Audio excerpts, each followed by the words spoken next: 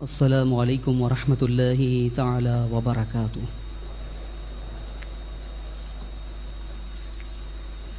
نحمده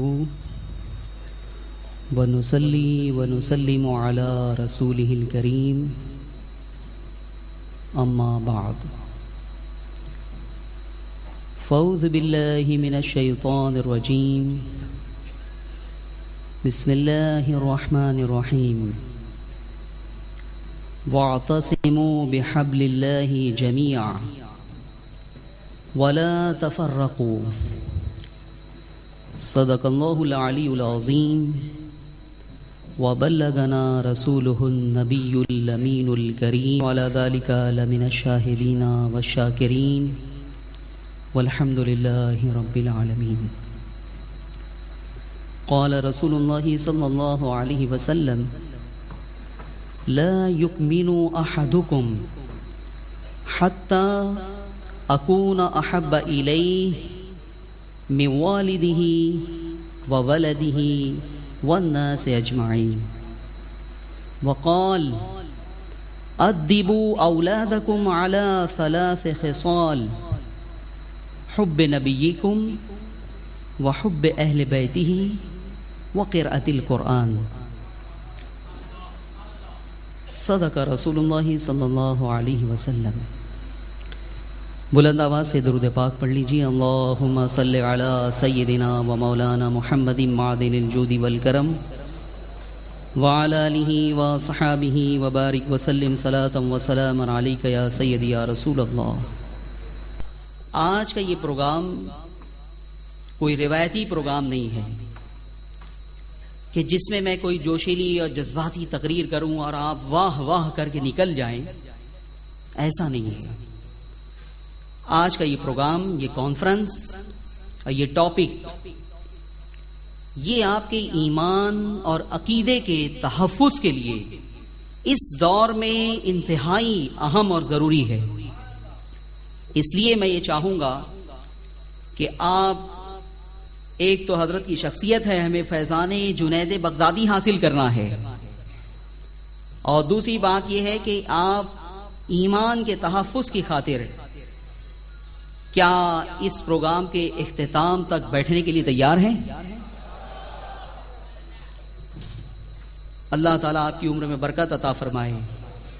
زندگی میں ایسی بڑی راتیں آئیں گی، لیکن آج کی یہ رات چھوڑ دیجئے ہر فکر کہ صبح ہمیں کام ہے بزنس کا اور تجارت کا اور یہ اور وہ۔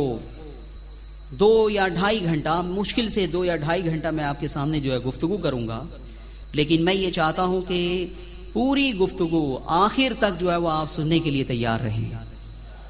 میں غوث پاک کا بھی تمہیں واسطہ دیتا ہوں اور حضرت جنید بغدادی کا بھی واسطہ دیتا ہوں۔ کیا آپ آخر تک بیٹھنے کے لیے تیار ہیں؟ ماشاءاللہ، اللہ تعالیٰ جزائے خیر عطا فرمائے۔ عزیزان گرامی، آج امت مسلمہ درد و کرب کی راہوں سے گزر رہی ہے۔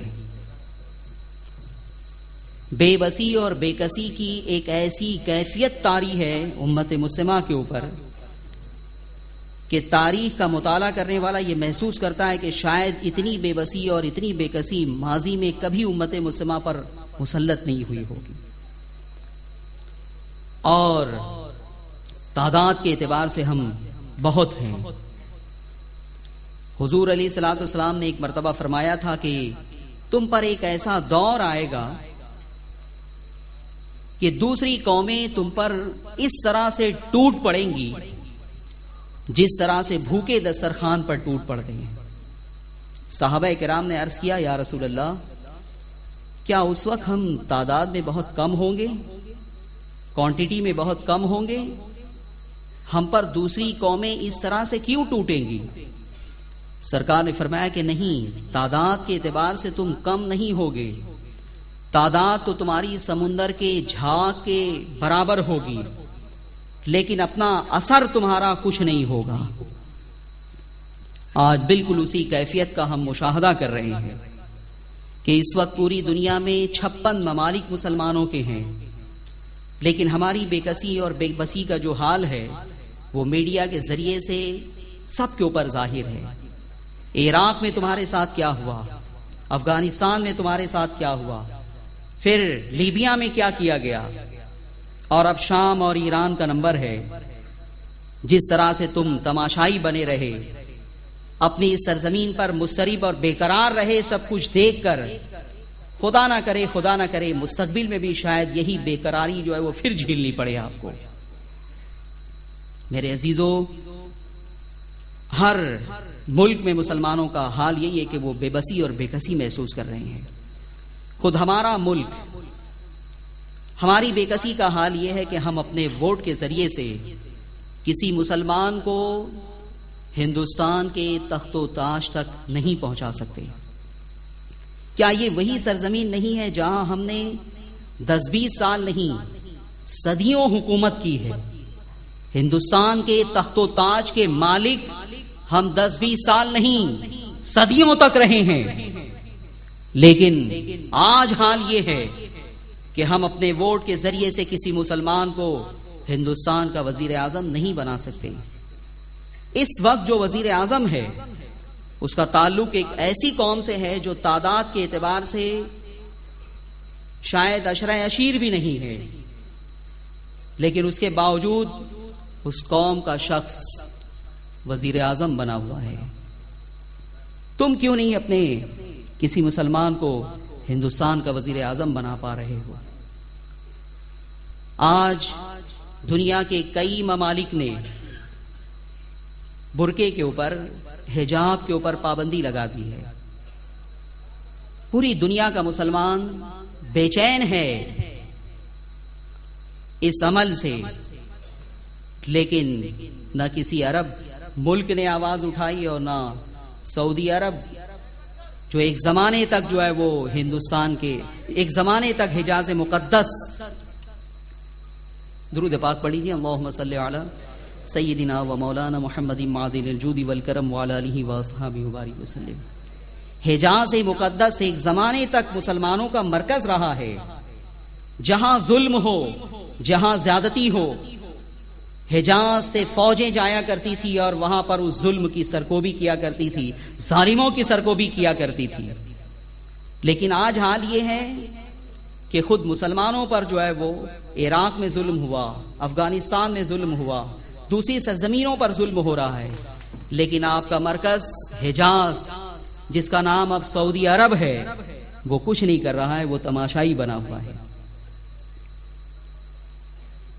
اسی طرح سے ایک چھوٹا سا ملک ہے اسرائیل، بیت المقدس پہ یہودیوں نے قبضہ کر رکھا ہے۔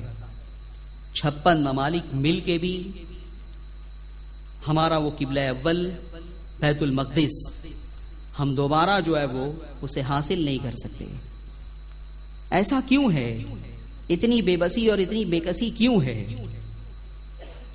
اور اگر ہم صرف اپنے ملک کی بات کریں تو ہمارے ملک میں بھی ہماری جو بے بسی ہے، جو بے کسی ہے، میں نے اس کی مثال آپ کے سامنے پیش کر دی ہے۔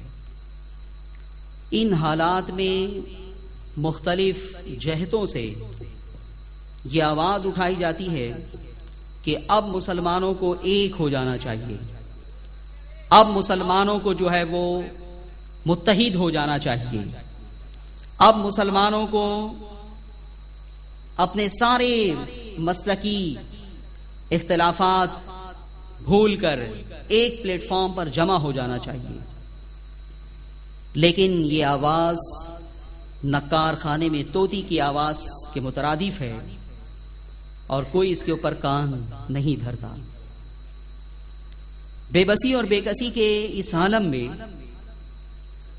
جب لوگ دیکھتے ہیں کہ مسلمان آپس میں لڑ رہے ہیں، کوئی سنی ہے، کوئی دیوبندی ہے، کوئی اہل حدیث ہے، کوئی اہل قرآن ہے، کوئی اہل تشیع ہے، تو یہ ساری چیزیں دیکھ کر امت مسلمہ کو ان مختلف خانوں میں بٹا ہوا دیکھ کر ایک درد مند دل پریشان ہوتا ہے، مضطرب ہوتا ہے، اور وہ یہ چاہتے ہیں کہ یہ سب ایک کیوں نہیں ہو جاتے۔